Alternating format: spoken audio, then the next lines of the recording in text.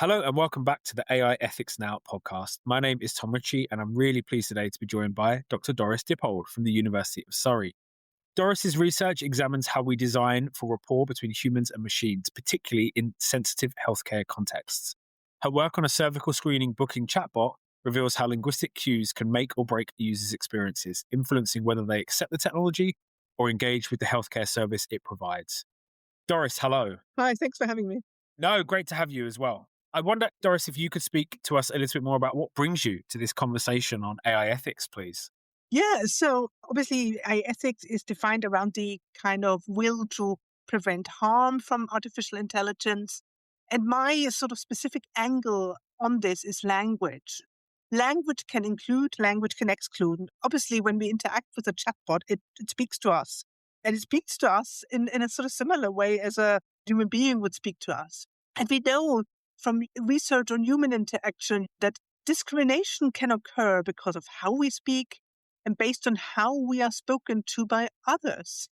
So, as an example, is that things like accent bias, when the way we speak may meanwhile seen as less educated, less capable, less smart than others, but others can also exclude us through the way they speak. For example, by speaking too fast, by speaking in a way we can't understand, or by speaking in a style we just simply can't relate to.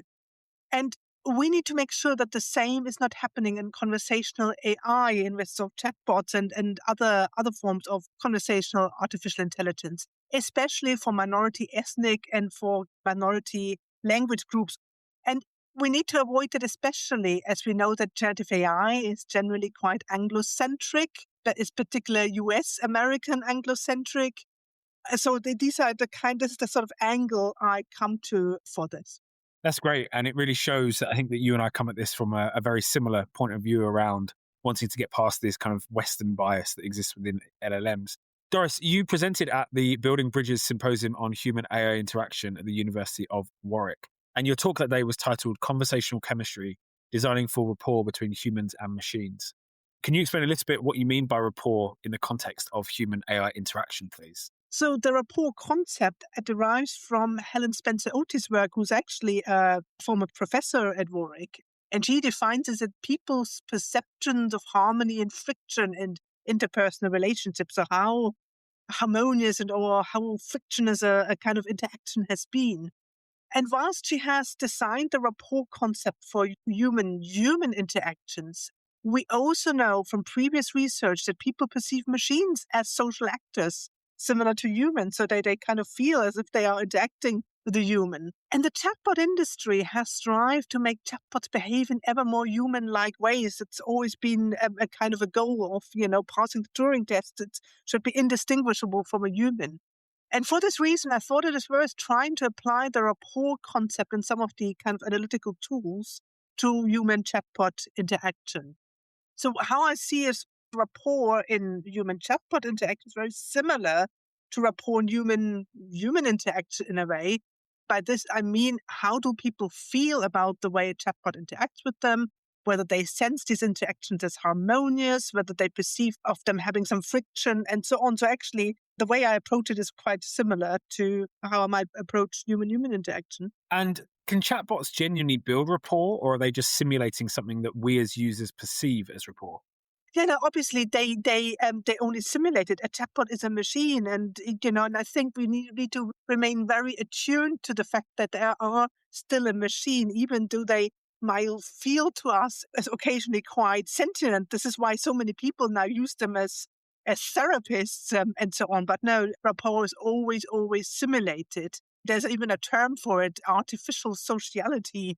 And, now it's always ever simulated. And I think we need to really, really careful not to fall in the trap of thinking it's real. And I think that trap of anthropomorphizing these tools does happen quite a lot. We do talk about them as thinking, Mhm. which they're not thinking in the way that we would define thinking for ourselves.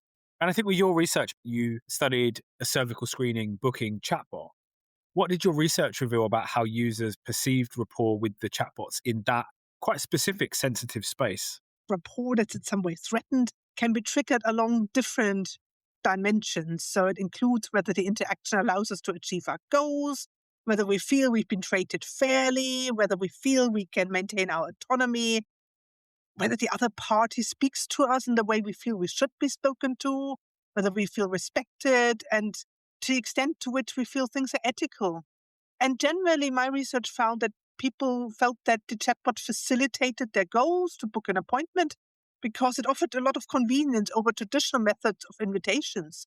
And actually, given the long wait times we're currently experiencing in the UK whilst phoning at a GP, and often it's a struggle to get through the phone lines, people also really liked the attention it gave them. Hey, I can just do that really quickly and I don't have to wait forever, and so on and so forth. But some didn't like the fact that it had a name, as they thought the system was over the human.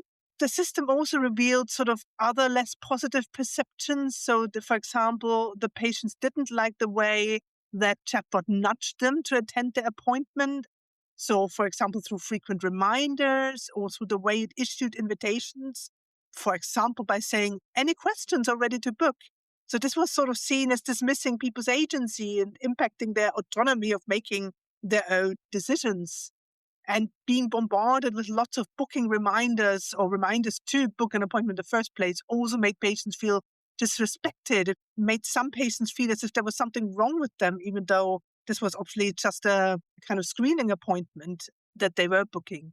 Some felt that it wasn't fair when the chatbot was unable to respond to a query of them because they had put all that effort in of interacting with it and then it couldn't respond. That people perceived that there was issues around confidentiality of information potentially, the authenticity of the bot. So is this actually my doctor's surgery that's interacting with me? Is this a scam? The impact on jobs and also the environmental impact AI has. So that was the kind of those are wider issues they mentioned. And it's interesting that you're talking about people's frustrations with the way in which some of these chatbots are working. So if they're nudging them, they see that as their agency being taken away, Mm. even though we all use calendars on our phones that nudge us constantly, and it's interesting that because it's perceived to be, for want of a better term, another being telling us this rather than something passive like our phone with a reminder or something, that there was this difference. And you kind of alluded to a lot of linguistic cues that can make or break the user's experience of that chatbot rapport. Do you have any other concrete examples of linguistic features that can help build that sense of rapport or damage it further? Okay, yeah. So I can sort of mention a few examples here. So people generally like the friendly, upfront tone, personalized communication. They like being spoken to by their name, which the chatbot was programmed to do. They didn't like when it cut out words. So it said things like ASA here. ASA is the name of the bot. ASA here. Or generally, as I just mentioned, language perceived as exerting too much pressure. So let's get you booked in. Any questions are ready to book. That was seen as a bit too forceful, essentially. I also just mentioned when reminders were too frequently repeated, it was perceived as like as if I tell my husband 3 times to empty a dishwasher, it was perceived as nagging.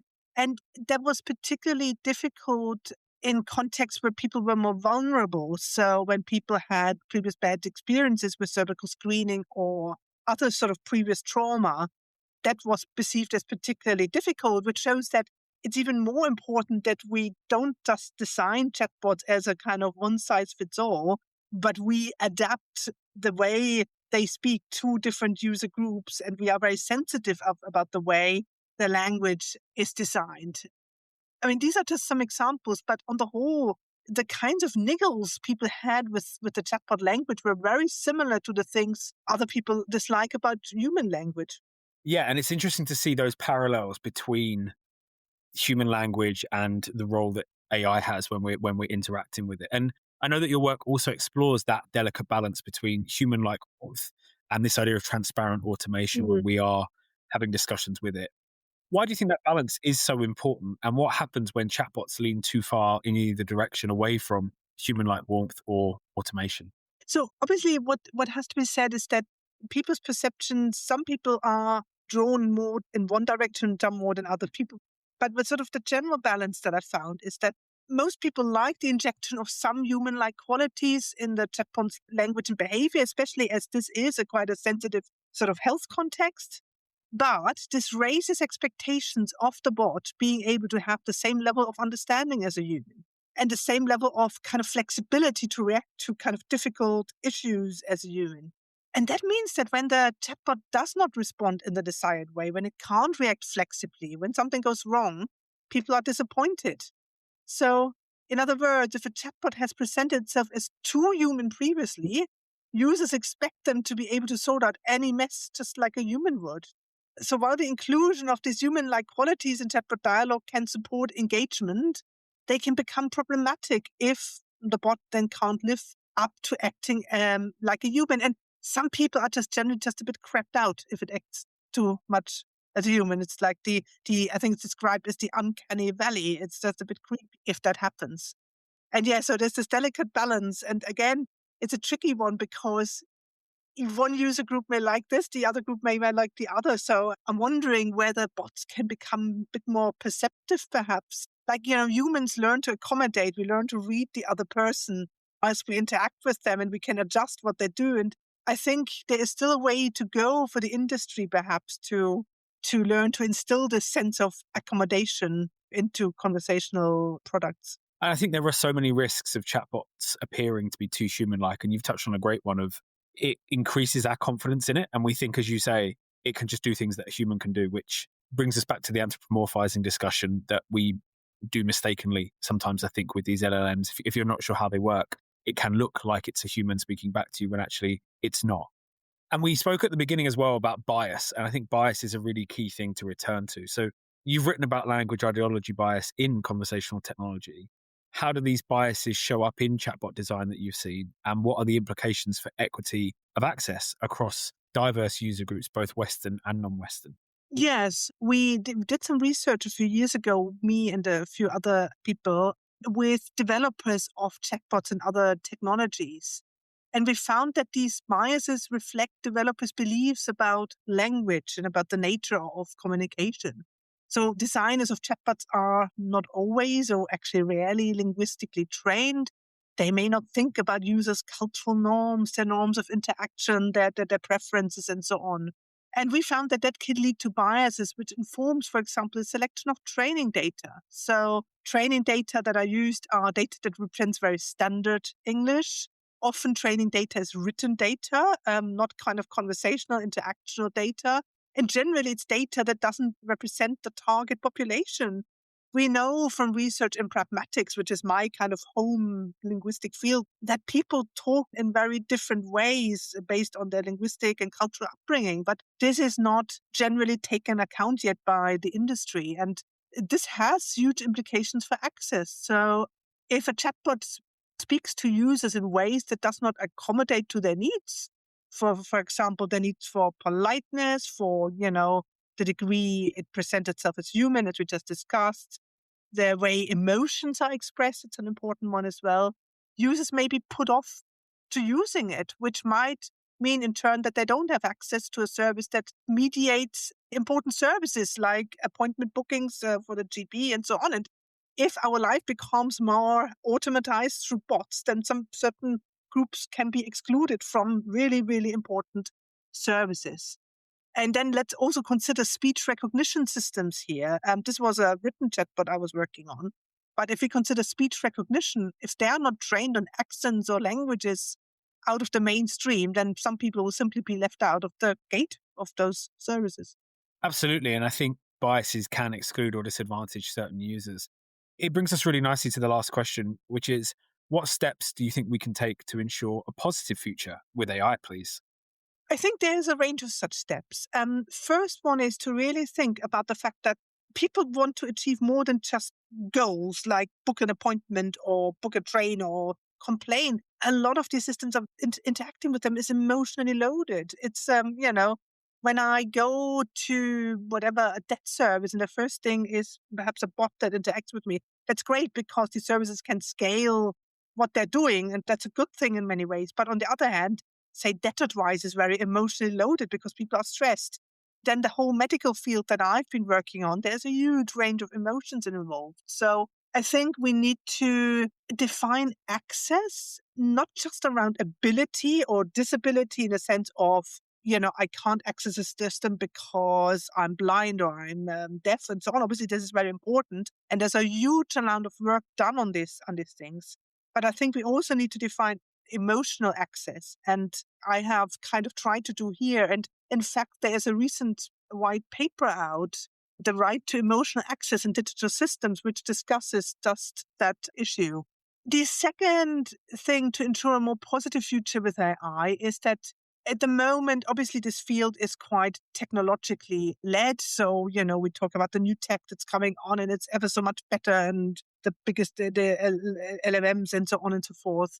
But there's also been a recent move by the Alan Turing Center with another white paper that argues that we need to introduce interpretive methodologies in the development of AI technologies.